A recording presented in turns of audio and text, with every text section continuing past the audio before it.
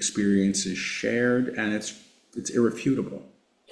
Yeah, and I know you've worked pretty extensively with couples. I'm not sure if you're still doing that, but I'm just wondering maybe what is the most common thread of difficulties or roadblocks that you would encounter there?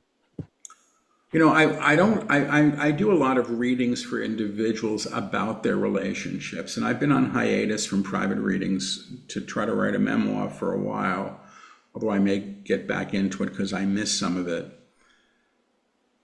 I rarely sit with couples together. I've been known to do it. But when I'm reading one person, it's as if the other person's in the room too, because I'm hearing them both telepathically. I'm not necessarily in the space with them. They may be on Zoom or on the phone. One of the few one-size-fits-all things that the guides have been known to say is you have to forgive the other person for not being who you want or wanted them to be, because they're being who they are. I didn't want him to be the one who cheated. I didn't want her to be the one who left me. Whatever those things are. But that's who they are, and that's what they chose, and that's what they did. And that helps. And a lot of it's expectation, which is, I suppose that's the same thing. When I'm reading for a couple, if I was reading for you, I would tune into you. I would hear the part of you that shows up in relationship to your question.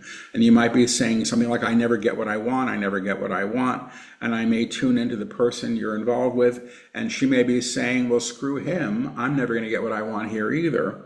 Then I can find out, and I can maybe broker a conversation to a higher level. If you think of those old switchboards where people used to plug in the cords, and I'm like a switchboard. I'm like this plugging you, brokering a higher level conversation. It's really interesting, and what's most interesting to me is the accuracy of it, because I'll often start to resemble people when I step into them. But that's me.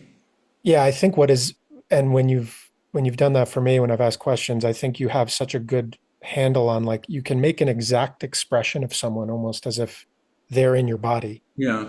Um, and I really appreciate that because it's very detailed and expressive. But the thing I wanted to ask was the guides will say when you've said who are we, and they talk about being the Melchizedek guides in the order of the Melchizedek, they say we are who you can be or will be when you truly know who you are.